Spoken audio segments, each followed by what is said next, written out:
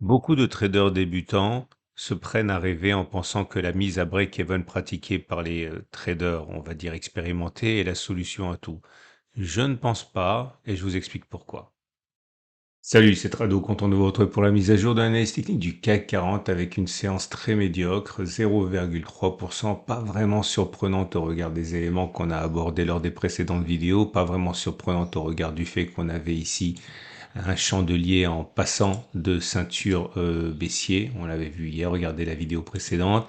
Pas surprenant non plus au regard du fait que nous étions dans une zone de résistance qu'on avait mentionné, qui est visible de tous les analyses techniques, 82,30, 81,30.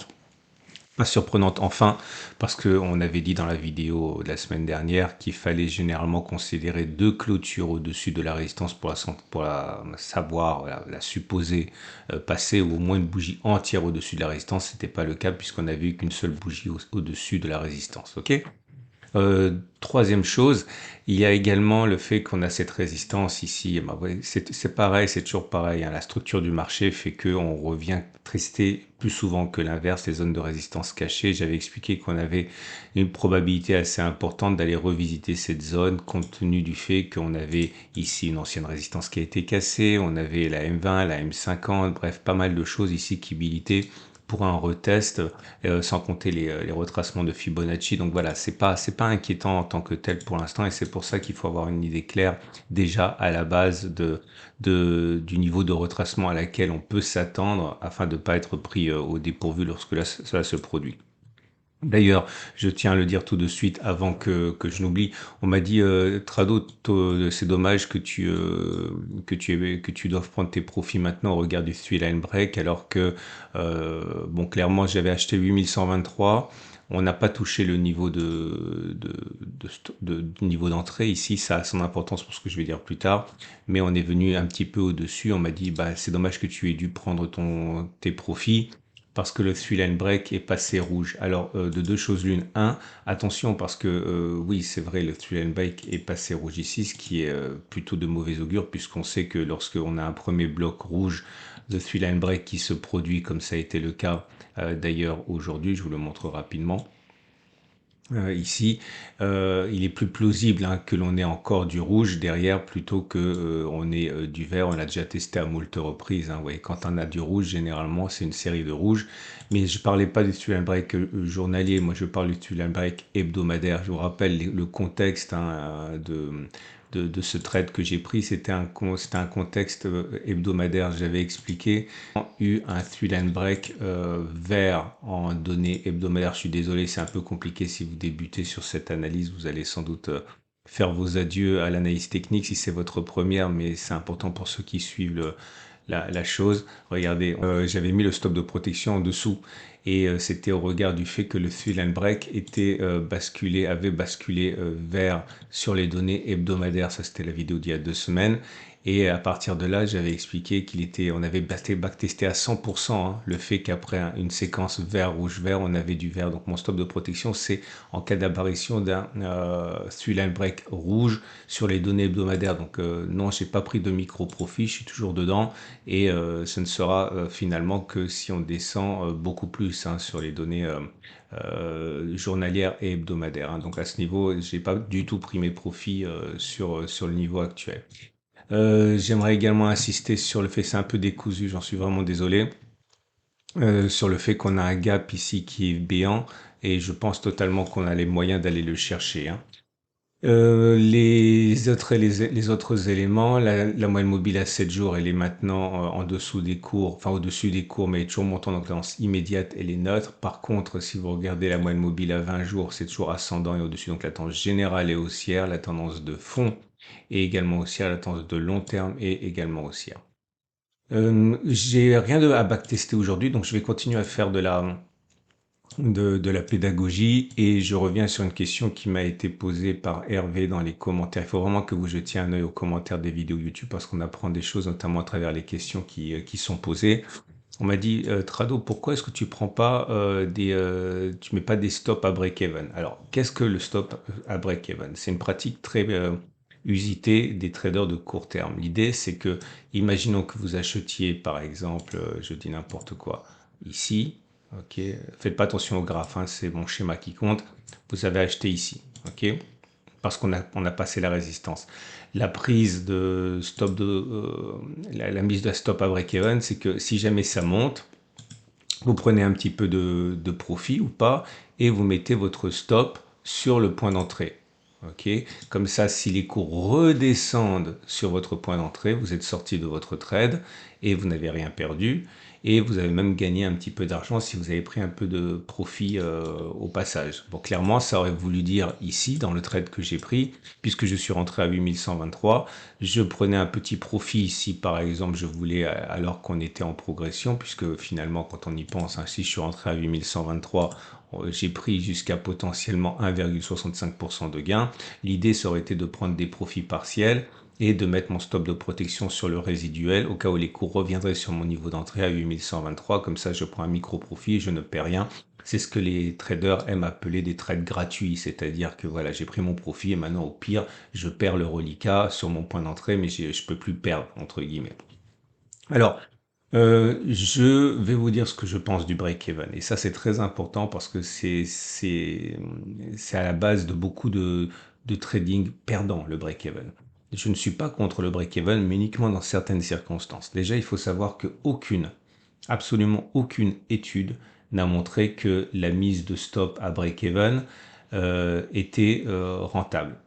Ok, c'est-à-dire que si vous rentrez pour une raison ou une autre, encore une fois, c'est un pur exemple ici, ok, et que vous mettez votre stop à break-even, c'est pas forcément plus rentable que de mettre votre stop de protection et de laisser votre stop de protection initial, par exemple ici.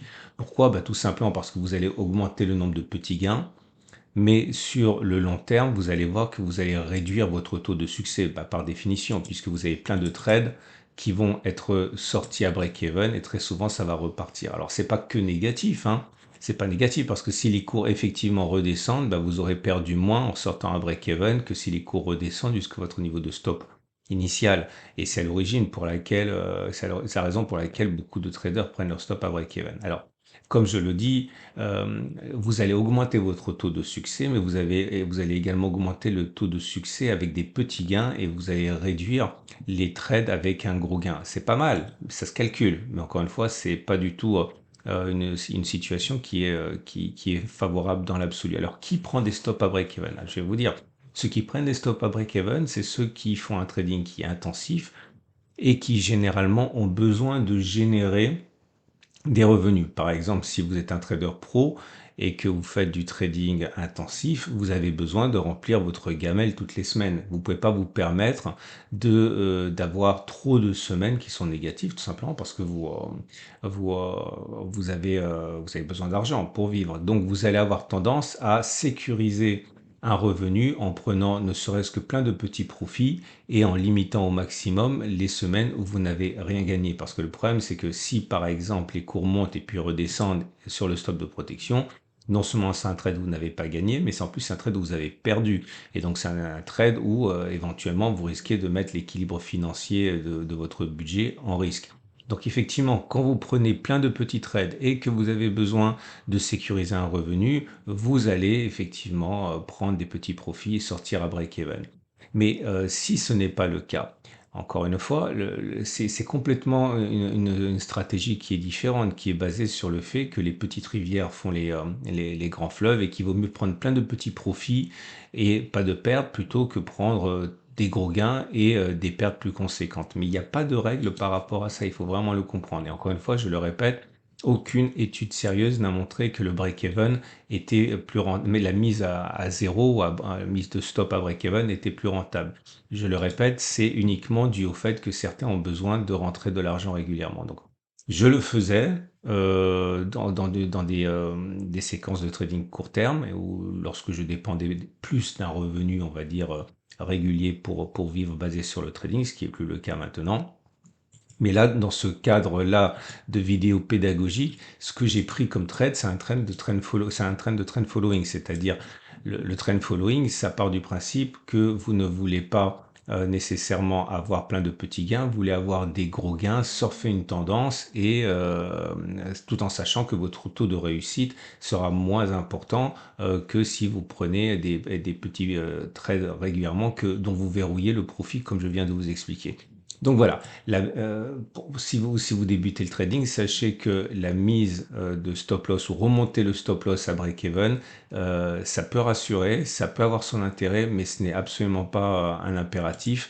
Et surtout, ça occasionne des frais qui sont importants. Si vous n'êtes pas un trader, on va dire, aguerri, régulier, avec des tarifs qui sont compétitifs, les frais de transaction, au bout d'un moment, ça peut coûter cher. Et là, forcément, si vous entrez et sortez beaucoup plus souvent, vous avez des frais de transaction beaucoup plus importants également.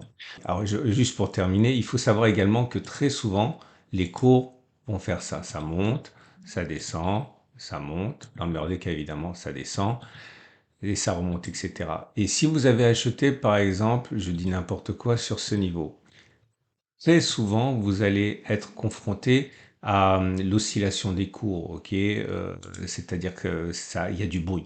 Et vous risquez d'être très souvent stoppé sur votre stop à break-even. Il vaut mieux, si vous voulez sécuriser un gain, franchement, je vous invite à considérer ça. Remonter votre stop de protection, imaginons qu'il soit là, votre stop de protection, attendre que l'on fasse un plus bas et de remonter et mettre le stop de protection sous les plus bas plutôt qu'à break-even parce que très souvent, vous allez vous faire sortir sur votre trade résiduel sur ce niveau de break-even. Ok, donc si vous voulez vraiment sécuriser au maximum, pensez plutôt à mettre votre stop de protection sous un stop, éventuellement sur les unités de temps inférieures. Là, je vous montre les données journalières. Maintenant, je vais descendre simplement pour compléter l'analyse. Si vous descendez sur les données horaires, par exemple, plutôt que mettre votre stop de protection à break-even, trouvez un petit niveau de creux sur les petites unités de temps et mettez-le, par exemple, ici.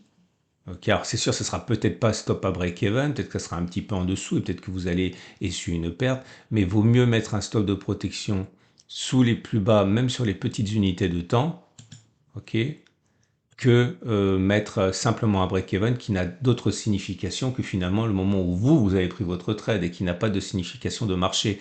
Alors qu'un plus bas, même sur les unités de temps sur le graphe, a au moins une signification puisque c'était une zone d'intérêt pour les investisseurs et vous êtes protégé par cette logique de groupe, par cette intelligence collective, plutôt que simplement le niveau auquel vous avez décidé de prendre un trade qui est complètement aléatoire et qui vous est propre.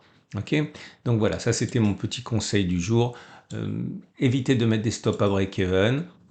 Trouvez un petit creux sur les unités de temps inférieures, pas trop loin, ça vous permettra de sécuriser quand même et d'avoir un stop de protection plus logique, plus légitime hein, que simplement votre niveau d'entrée qui, je le répète, n'a d'autre justification que le moment où vous avez décidé d'entrer et c'est complètement, encore une fois, hein, discrétionnaire. Voilà. J'espère que vous avez compris. J'aimerais, ah bah, puisque j'en parle ici et puisqu'il n'y a pas d'autre chose à dire, si vous voulez la même plateforme graphique que moi, je vous recommande franchement l'ouverture d'un compte avec PRT. Car PRT, c'est mon partenaire. Vous avez la possibilité d'ouvrir la plateforme gratuitement, la plateforme premium, qui est celle que vous voyez, ok, avec plein d'indicateurs, plein de fenêtres, etc. Vous avez la version beaucoup plus simplifiée, qui est la version web. Ici, je vous la recommande parce que ça vous donne le temps réel sur les actions également, pas de pub au milieu qui saute de partout. Donc, pensez, si vous n'avez pas de bonne plateforme, à utiliser PRT. Alors, attention, on me demande également souvent non, le Thrill and Bike n'est pas disponible sur la version web gratuite. Il est disponible sur la version gratuite premium et toutes les deux sont complètement accessibles. Donc vous avez un lien en dessous de la vidéo pour ouvrir un compte gratuit avec PRT. Encore une fois, c'est un sponsor, donc c'est bon pour moi si vous ouvrez un compte, mais je ne gagne pas d'argent quand vous ouvrez un compte avec eux. Hein. C'est pas ce genre d'affiliation, hein. C'est simplement un partenaire. Donc vous avez un lien en dessous de la vidéo. Ok? Je termine avec l'analyse du CAC 40. Donc pour l'instant, je l'ai dit, aucun nouveau signal. J'envisage une continuation de la baisse pour aller chercher les niveaux que j'ai mentionnés, donc notamment éventuellement un comblement du gap. Mon stop de protection, il est en dessous, là, en dessous de la zone de support, de cette zone de latéralisation. Et en l'occurrence, lorsque le Swell and Break hebdomadaire aura basculé rouge. Ok? Ce qui nous amène donc pour terminer aux derniers éléments. Alors j'ai rien d'autre à dire en fait, j'y pense. Non, c'est terminé. On va donc passer au trade du jour. Donc si vous êtes haussier, ben, je pense que vous pouvez acheter maintenant si vous avez une optique de moyen terme avec un stop de protection sous la zone. Donc en imaginant que vous achetiez maintenant, ok, avec un stop de protection large, euh, en dessous de la zone de latéralisation, ce n'est pas rentable en tant que tel si vous visez les plus hauts, puisque vous voyez bien que vous avez un ratio gain-risque qui est de 0,6, c'est pas assez. Ok, par contre, si vous envisagez que derrière on va monter, on va refaire une impulsion haussière, bon, c'est pas jusqu'où naturellement par définition, mais là vous auriez un stop de protection qui serait quand même plus logique avec un ratio gain-risque plus intéressant. Donc si c'est pour du court terme, non, mais si c'est pour du moyen terme, oui, on peut acheter maintenant avec un stop de protection large. Si vous êtes baissier, bah, je l'ai dit il y a 2 vidéos de cela, c'était sur en haut qu'il fallait envisager de spéculer à la baisse pour le comblement du gap. Là, c'est un petit peu tard pour le comblement du gap. Votre ratio gain-risque, il n'est pas assez bon, hein. Vous avez un objectif ici, un stop de protection là. Ça vous donne même pas un ratio gain-risque supérieur à 1, donc c'est pas assez intéressant. Par contre, si votre objectif c'est d'aller chercher une nouvelle rotation dans le canal de latéralisation, là ça devient plus intéressant avec un ratio gain-risque quasiment à 2. Ok. Quant à moi, vous l'avez dit, je l'ai dit, je le répète, je suis en mode trend following parce que je parie sur une continuation de la hausse. Donc je suis rentré à, j'avais dit, hein, 8123, je pense que je l'ai effacé par erreur, mince, 8123. Ok, je vais le remettre. Et puis mon stop de protection, je l'ai dit où il est, et puis on va laisser courir. Voilà. Vous avez plein de vidéos qui vous attendent. Désolé, c'était un petit peu long, mais c'était important cette histoire de break-even. Ça peut vraiment vous aider par la suite. Plein de vidéos qui vous attendent, je l'ai dit. À demain pour la mise à jour.